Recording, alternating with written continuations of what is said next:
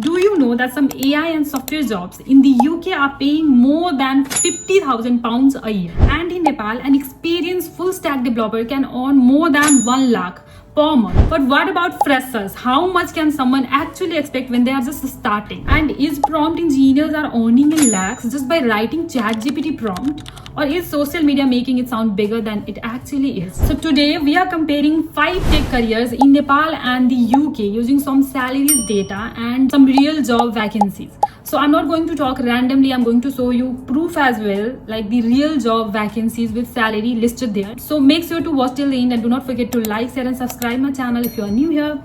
Now let's go. Before we start, there is one important thing to understand, that is in Nepal, salaries are shown monthly, but in UK they are usually shown yearly. These are also the salaries before tax. The exact amount can change depending on your skills, experience, companies and locations. In Nepal, someone working for a local company may earn a very different amount from someone who are remotely working for an international company. So just keep this in mind while we compare these salaries. Let's start with the full stack development. A full stack developer normally works on both the front end and back end of a website or an application. The front end is what a user can see and use. The back end includes server, APIs and database. In Nepal, a beginner full stack developer may start at around 25,000 to 40,000 rupees per month, but after gaining experience that can increase to 80,000, 1 lakh or even 1,50,000 rupees per month. Here you can see a real job vacancy from Code Mantra in Kathmandu. They are offering between 1 lakh to 1,50,000 for a senior full stack developer. But also look at the experience requirement. They are asking for more than 5 years of experience. Of course, it's not a fresher salary, but this shows that what may be possible after spending several years in one field. In the UK, a beginner web developer or a full stack developer may earn around £27,000 a year. With experience that can increase to around £60,000 or more than that as well.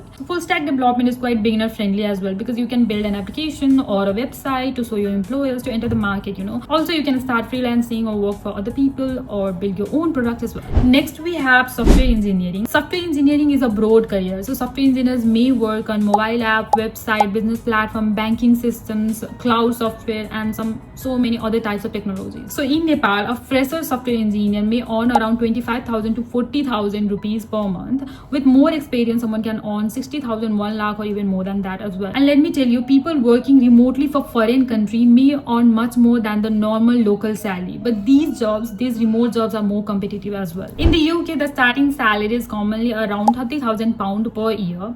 And experienced software engineers may earn around £50,000 to £70,000 per year. And some senior engineers may earn more than that as well. Here you can see a UK software developer vacancy offering around 44 to 47,000 pounds per year. I also found a graduate software developer vacancy offering a starting salary of 60,000 pounds per year. This sounds amazing, but it is an unusually high graduate salary, and it doesn't mean that every new software graduate in the UK will start on 60,000 pounds. This is why we should never look at one high paying job and treat it as the average salary for the whole industry. Now let's talk about cybersecurity.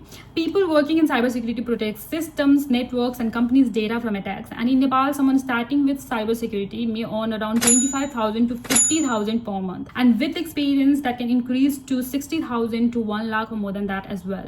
And senior specialists, like a senior cybersecurity person, can earn around 1,50,000 per month or more than that as well. In UK, someone starting with cybersecurity can earn around 35,000 pounds per year. Experienced professional may earn around 60,000, 70,000 or even more than that as well. Here you can see the UK cybersecurity analyst vacancy from the UK National Cybersecurity Center.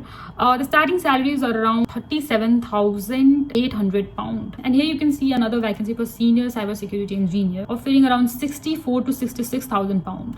Oh my God! So these tools also that how much the salary can increase after gaining experience. However, cybersecurity is not only about learning how to hack. You normally need to understand networking, Linux, cloud systems, security tools, and how system actually works. Next is DevOps and cloud engineering. Our DevOps engineers helps a company to release softwares and keep its system running properly. They may work with the tools like AWS, Docker, Kubernetes, and Linux. In Nepal, a beginner may earn around 30,000 to 60,000 per month. Someone with mid-level experience can earn around around 60,000 to 80,000 or more than that as well. And a senior DevOps and cloud engineer may earn around 1,50,000 to 2 lakh or more than that as well. In the UK, many experienced DevOps jobs pay around 60,000 to 70,000 pounds per year. Some senior roles can go above 100,000 pounds, but beginner normally earn much less than the overall DevOps average. This is because many DevOps vacancies ask for previous experience in cloud computing, networking, or system administration. So DevOps can pay a very well amount, but it cannot always be the easiest job for a complete beginner. Now let's talk about the biggest area in technology right now, that is AI and machine learning. An AI engineer does much more than simply use ChatGPT. They may work with Python, machine learning model, cloud platform, data, APIs, and AI-powered applications. In Nepal, a fresher or a junior AI engineer may earn around 30 to 45,000 rupees per month. Someone with few years of experience may earn around 50,000 to 80,000, and a senior AI engineer may earn around 1 lakh to 1,20,000 or more than that as well. And again, someone working remotely for an international company may earn much more than a normal local salary. In the UK,